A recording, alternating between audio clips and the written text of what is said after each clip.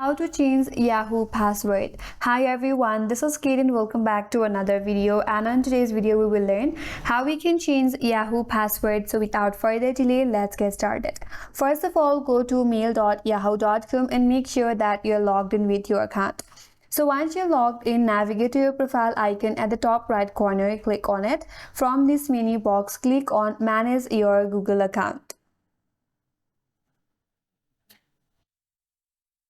Once you're here, navigate to this menu bar at the top of this interface and click on Security.